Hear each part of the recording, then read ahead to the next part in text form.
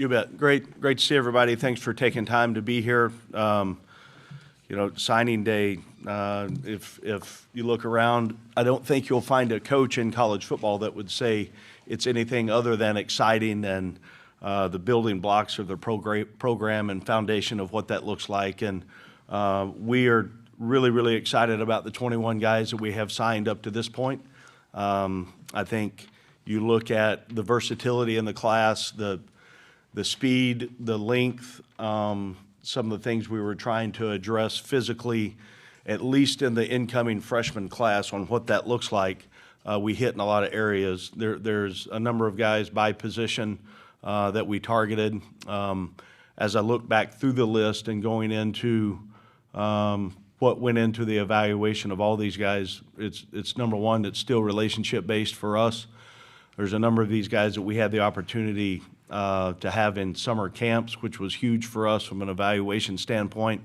And then the ability to work with their high school coaches, their parent/guardian, what that looked like on giving them the hope, the vision, and the belief on what we're building at Purdue and how important they are to the foundation of our program. And then you fast forward to have a chance to get them on campus, and then the things that you've talked about throughout that course of time in recruiting, they were able to see it. And it all circles back again to about the people that are part of Purdue. And so we're really excited about this group. Of the 21, right now 17 of them are on track to be mid-year grads, which will be huge for us in our winter conditioning, the Winning Edge program, spring practices. So they'll get a jump on what would be a normal freshman coming in June. So we're excited about that. And just because the other 4 right now won't be here in January, our goal is to get every one of these guys up to speed and in a position to help us immediately on September 5th next year. So really excited about it. It's so much more than myself as the head coach when this day really gets here. There are so many moving parts that make it happen, and I just wanted to bring a couple other staff members to the front. Butler Benton joined us not too long ago, Executive Director of Player Personnel. Brandon Lee, who has been here since really pretty close to when I started, which was not quite a year ago. He's our General Manager. And then Brad Odom is in recruiting, Director of Recruiting. So when the correspondents and then families get on campus, Brad's got a team of people that kind of help and take over. Brandon wears a hat of not only evaluation, but in the scope of rev share and looking at roster management, what that looks like. And then Butler, again, has so many different roles as we look at it and what has happened and changed in the speed of the calendar in recruiting. They all play vital roles in us building our class and our team. Butler is heavy into the evaluation of each position and what that looks like. And then obviously our assistant coaches, and then all 3 of these guys, they've got a team within themselves, and the collaboration and working together is one of the great things that I think now that we've got this in place will help Purdue and our recruiting fast forward to where we should be. So really excited about the opportunity to introduce these guys, and would certainly answer any questions that I can at this time. Are there any traits or characteristics that you think kind of are shared amongst the class and maybe represent the class? Yeah, I think you look at always the physical traits and those characteristics by position on what we're looking for, but more than anything, we really set out for guys, number one, that wanted to be at Purdue, and number 2, that have the toughness, the desire to play and prepare the game the way it's supposed to be played. So some of those things that don't show up in the stat book, those are something to me that all 21 guys have shown and displayed over the course of their high school or one guy in the junior college career. Got 4 guys from Indiana. Just, how important is in-state recruiting for you guys? We're not where we want to be yet in that context. There will be a point that we reach that, but we're not there yet. We've got to continue to work in every area. But, You know, we've talked since really we got here. If you draw a 5-hour radius around West Lafayette, there's, number one, really good high school coaches. There's really, really good programs. And then the rosters of other Big Ten schools, when you look at that 5-hour radius, if we could keep those guys home, so to speak, we can win a championship with guys within a 5-hour radius of our campus. So we're working really hard to get there. And I know that, you know, we've got a ways to go in a lot of areas, but we're making progress every single day to get where we want to be. Barry, you can pass this along to one of the other team guys if you think they're better, I guess, to answer any of these questions. But you mentioned before the relationship building, specifically with Jet Goldsberry. How did that relationship develop, and then how did it turn into a commitment signing at the very end? Yeah, I think we always, number one, identify guys that we think are in a position to help us win in all areas, academically, socially, obviously athletically. And just because someone has committed maybe to another place, that doesn't end the relationship. You continue to try to recruit them. I know that all 21 guys that we signed today, they all had opportunities to go somewhere else. So as long as the prospect and or the family and the high school coach are still allowing recruiting, it's our job to do everything we can to try to continue to recruit them. So it was ongoing with Jet. I'm thrilled to have a chance to coach him. Was able to watch him play in person on our second bye week in his semifinal game. He played every snap almost of the game. You know, quarterback on offense and played, you know, every snap of defense that he could. And just the tenacity he plays with, he's explosive, is a special player. And for us to be able to keep him in state and be part of who we are going forward, we're excited about the versatility he has, the playmaking skills he has, and the way he plays the game. Yeah, Coach, just getting Josiah Hope as well, flipping him. Talk about that relationship and what he can mean to the program. I think Kelvin Green, you know, and along with Jet, go back, you know, Coach Shear and Coach Clark with him, this continuing to work on the relationship and these guys at the table as well, how important that was. And then with Josiah, we had him early on campus on a visit. I don't remember what month that was exactly, guys, but he was here early, and you know, you could see once he was on campus, there was close to an opportunity at that point that he was going to commit to us and decided not to. You know, committed somewhere else and still just continued to pour into the relationship. And I think at the end of the day that helped us because we stayed true to everything that we talked about, ended up being true, you know, in every aspect towards the end of what recruiting was for him. And now my challenge for those guys, when I talked to most of them this morning, you know, today is a great day, an exciting day for everyone, but this is not the mountaintop. This is another step on the journey of what it takes, and now how important it is to flip the switch from a mentality standpoint and get ready to, now it's not waiting on your turn to go play, it's let's go create the opportunity to help this team go win this next season. What's the best part of this class? I think the versatility, and then if you look at, there's a lot of guys that either competed, won, or went down deep into the playoffs in their respective state. So I think there's a winning culture with that, the expectation of what that looks like, a lot of really good programs represented here, and just can't wait to get them into our building and our campus and start teaching them about Purdue. You had a lot of older players in the secondary this year. You got a handful here committed. How big was Dax, somebody who's already got that college experience, to join this group? Yeah, I think it's really important. You know, and there's going to be a lot of changes still with our roster here in the next few weeks. So how important it is for us to continue to add when opportunity presents itself. But again, it's got to be the right fit. We did have a number of guys that just had 1 year of eligibility at that position and leaving. So how important it is to piece together the right guys. You know, are they just a corner? Is there position flexibility where they can play both safeties and the nickel spot? All that goes into, you know, the decisions we make on how we add guys at that position specifically. but there's a lot of opportunity there for sure, and especially for these guys. And then for Dax to come in, when his junior college season is over, they're still competing and playing. He's a punt returner. He's played, a couple of safety spots for them. So I think he's got a little more experience, obviously, with the junior college world than some of the high school guys. But we expect for us to get those guys in position to go play and help us right away. Some of these guys that you got very early in the process once you got here, Rico being one, Brock Brownfield, I think, Kobe Cherry maybe. How did they help build this class just because now they're on board, they can go out and kind of behind the scenes recruit these guys to come and be their teammates? Yeah, I look at what Rico, what he has done and held true to staying committed to us. Same thing with Brock. Both of those guys are going to be really good college football players.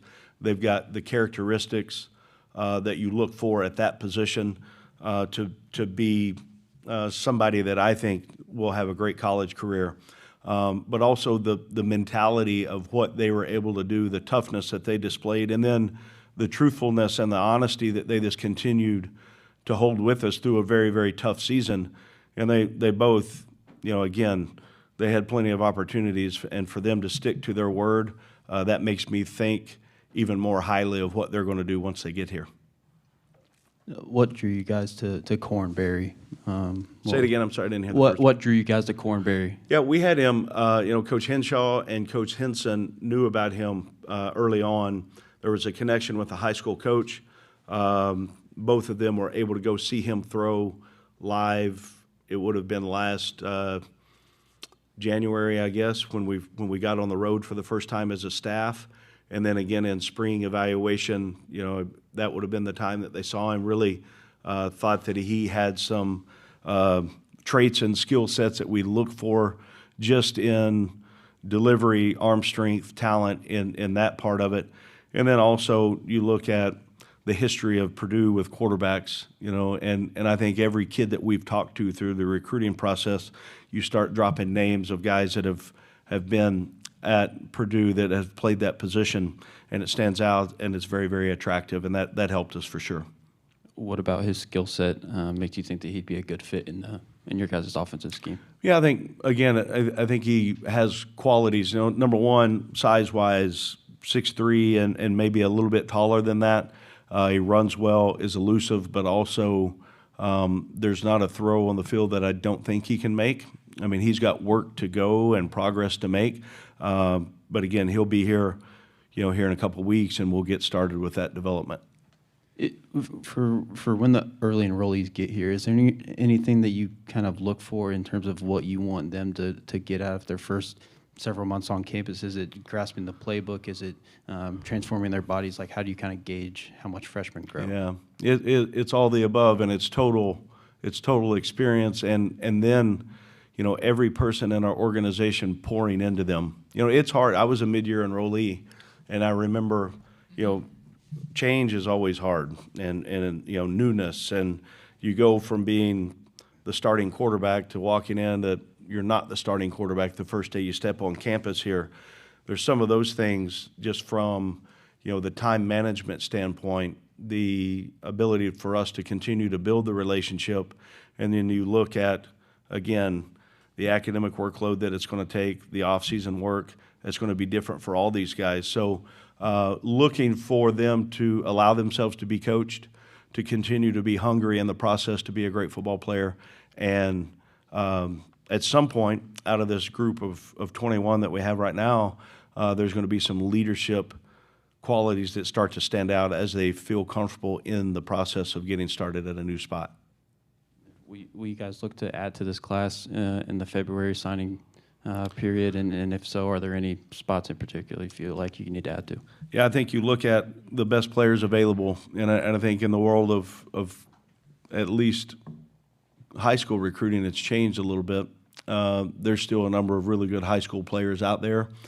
Now the job of the people sitting here comparing, okay, is that better than what we might be able to get as a portal transfer? There's no perfect science to that, but we've got to trust our evaluation and then figure out what we can do. To answer your question, we'll certainly add to this class, and I don't know right now if that'll be through another high school signee, and certainly will be through the portal. You mentioned a couple times here, like the guys who stayed to their word, signed, committed early, stuck through this.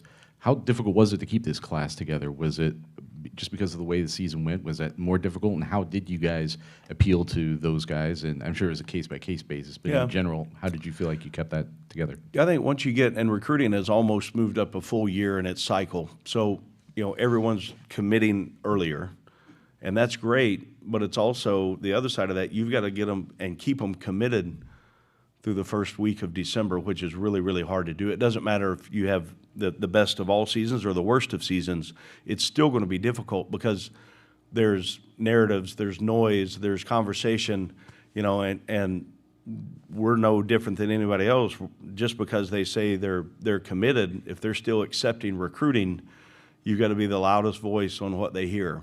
And that's not easy, but I think our staff and the front office staff, they did a tremendous job on keeping the guys committed, continuing to show, and they could see the process and the progress once they came on campus on what we had talked about. And it says a lot about them, not only our staff, but also the assistant coaches and everybody else that poured into it on how important it is. And then, again, I don't want to leave out, the importance of the relationship with the high school coaches. Because if it weren't for them, because coaches can see, even though the schedule, I'm sorry, the results weren't exactly what we wanted, not even close this year, high school coaches saw progress, and they understood what they were going to have if they sent their kids to us, and that meant a lot. Yeah, just on, maybe I know Barry has said before about, resources and having what you need here at Purdue.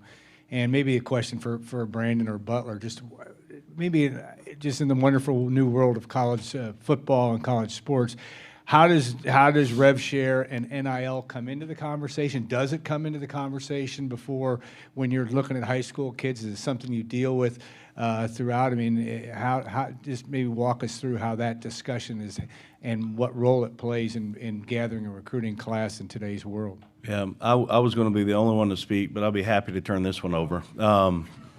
That's a joke. There's a little truth in every joke, right? I will tell you from a head coaching standpoint, it is not I wonder if the conversation is going to be brought up about rev share. It's every single conversation. Yeah, so appreciate the question. Like Coach Odom said, it's every conversation is kind of a matter of when. Most times you can't even start recruiting a kid until you give, an offer to them from a rev share perspective and talk through our resources in a way that will support them throughout their NIL experience. So every conversation, whether it's a high school kid, whether, they're class of 2026, 27, some even 28s, and then obviously in the transfer portal as well, every single conversation starts with an offer. And going back to the beginning of your question, asking about resources and if we've been supplied with everything that we need, we absolutely have. We have everything that we need in order to compete with the best of the best, not only in our conference, but across the country as well. I will, if I can add to that. Thanks, Brandon.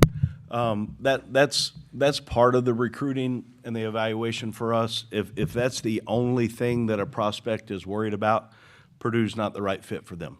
Okay, not in how we're structuring the program, and that's certainly part of it and a big part of it. But that's not if they're just chasing that, we'll be as competitive as anyone. But if that if you're just chasing money, if you're just chasing what that looks like, you're going to live a life full of unhappiness, and you'll never be developed the way that you should. You'll never reach the opportunities that exist through the process of working to be your best in every area, and then the gratification of winning games together with a group of guys that are like-minded. There's no feeling like it. Yeah, you check the box here. You got 21 signees onto the portal. We've had a couple guys already in the portal. Have you given any thought to what your needs are position-wise in the portal? Yeah, the portal really, and you know, that we've got to be careful with that because it doesn't open until January 2nd. So the announcements that we see, that's the intent of the player at this point. They're saying they're going to get in the portal, and it's all over college football. You know, we can't reach out to those guys yet because the January 2nd is when the portal officially opens. So again, there will be so many things and moving parts here.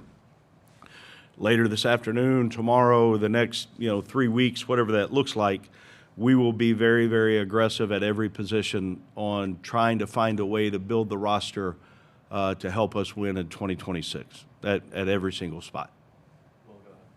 Yeah, Coach, you talked a lot about size with this incoming class, and Amari Towns is someone certainly has that at 6'6", 220. What other than size excites you about his game? Well, I think, who'd you ask about? I'm sorry. Amari. Oh, yeah. The first clip that I saw of Amari was he was playing basketball. And every dunk that you can do, not you specifically, but every dunk that's available, he can do it. I mean, just like athletic skill set that is off the charts. And so the number one, and that, worked for Gary Pinkel for a long time. And that was one on his his tough questions and checklist, physical characteristics. Does he play other sports? And if you check the box, yes, that was a redeeming quality. And then you look at the film on how he played. I'll try to keep Coach Painter away from him because on the basketball court, he is phenomenal. So his skill set there, I think he's just scratching the surface on what he can be as a football player. But as far as a true athlete and the size and the ability to develop him, I think he's got a tremendous future. Coach, you got 9 different position groups represented by this class. How important is that variety for this program now and down the line? Yeah, I think we're always going to be a high school recruiting team. And if you can identify guys that we feel like can win in the Big Ten, and then you get them in your program and develop them, hopefully that we get these 21, and next year at this time, there's been a number of them that have played for us, but also that we retain in the program. And then year 2 in the program, then they may be a starter, okay? And I'm not saying, some of these guys may come in and start right now. I'm not saying they're not, but also the ability at each position to get a core group of guys, add to the guys that we signed in the short cycle last year, add this group to it, and then you've got a strong foundation of what it's really supposed to start looking like. And I think that's really, really important on the flexibility of the roster by position to get every single position represented in some context. Over the past couple of weeks, you've mentioned retention on your own, like keeping the key players here. I guess just as of today, what's your vibe on that? Like your confidence level that you're going to be able to do that?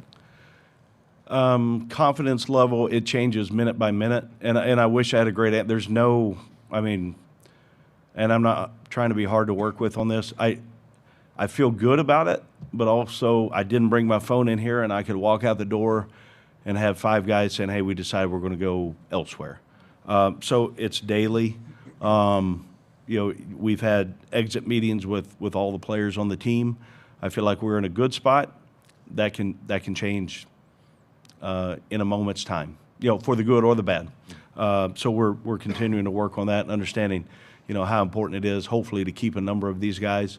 Because I do feel really strongly about the core nucleus of guys that we have. If we can keep them, another year in the system and the program is certainly going to help us out.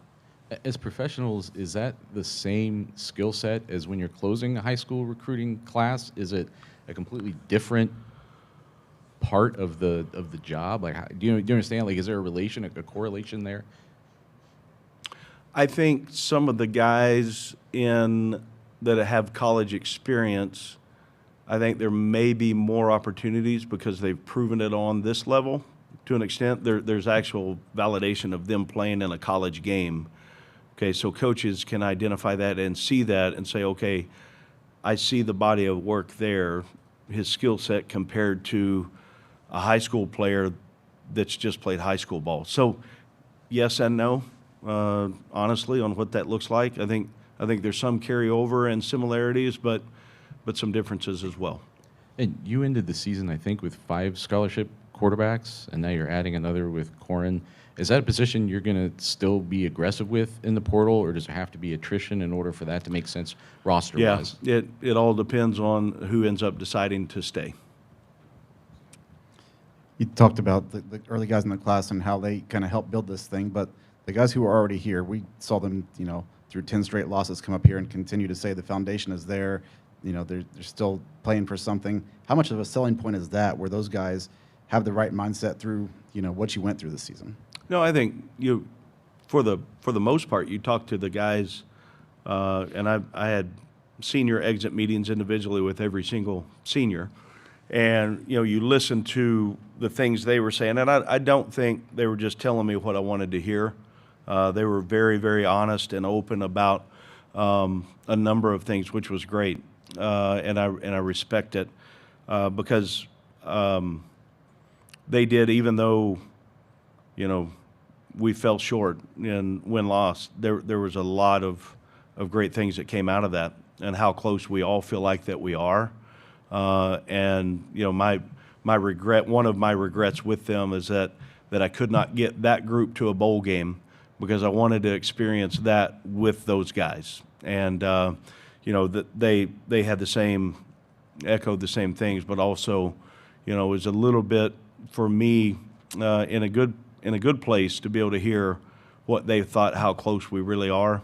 And they know that next year, when we're getting ready to play in postseason play this week next year, they will know that, and they do know that they were such a huge part of the beginning of what that's going to be for consistent time. I think Isaiah Wright might have been your guys' most productive signee as far as their senior season. Just what do you like about his game and his skill set? I do think the way he runs, pad level toughness. I do think he's got some speed, really, really good vision, and he's built physically like a guy that could come in and help us right away. And he's got the right demeanor. I think he's got the right mindset. He won't shy away from pass protection. I just think he's got a lot of those qualities early on that in his favor can help him out. And then a couple of defensive ends, edge guys, Max Carmichael and K-Trail Webb. Just what do you like about them? Yeah, Max is, man, he is, I want to say, how tall is Max? 6'5", 6'7". I mean, he's got really good length. I think he's got good explosion and acceleration off the ball. And then K-Trail Webb, look at some of the things that we saw him on his junior tape do out of the stand-up defensive end, joker position. I think it relates well to what we want him to do at this level. He's got the ability to bend. He's got the ability to really have a one-on-one, get him in that situation, pass rush. He's got some natural ability with that, and excited to get both of them here and help us out. Barry, will Butler's job be to build the roster? Is he the boss of that? They're all my bosses. I've got 1, 2, 3, 4. I've got 5 bosses in the room, so at least, and I probably missed somebody, but we all work together. And I think when you look at the ability to collaborate with talent evaluation and acquisition, and the number of things, and then recruiting experience, if we don't work together, we're cheating what could be something really, really special. So I've got a lot of trust in how we've got the start of this structured, and we all have different skill sets of what we do well. We've got blind spots on where we need help, and I need help in all areas. And but I'm in a really good spot on where I think this thing is going, from evaluation, recruiting, and then going and securing guys. More questions for Coach? Just want to go back to Jet, and obviously his dad played here on some of the best teams Purdue's ever had.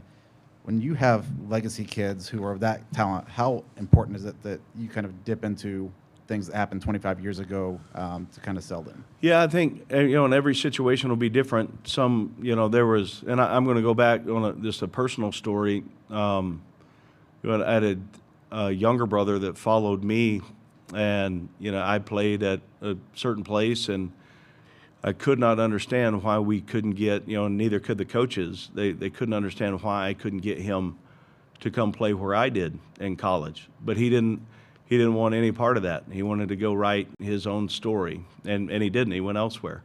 So every situation's a little bit different, you know, and I think there's part of that with Jet that, man, is so cool. John was a really good player, and excited to have part of, you know, that history. He taught me a lot about, you know, some of his teams, on what that looked like, and the coaches, and so that was good for me. But also Jet's going to write his own, write his own story and blaze his own trail. There will always be a component of that because of the connective piece. But I've got to be careful not to always just assume, well, Jet wants to come here because his dad did, you know, because I go back to what it was like for me and my own family, or what that looked like. I just don't want to assume that, hey, we're going to go get this kid because his dad or his uncle played here. That may not be the case, or you know, I think it certainly helped us in this situation. But also, I want Jet to be his own guy, you know, and do his own thing, and also he'll be reminded plenty of times that his dad played here, and that's great. But also, you know, my challenge is to get Jet to be the best him and put him in position to be successful. All right. Thanks, Coach. Thanks, everybody. Thanks, guys. Have a great day.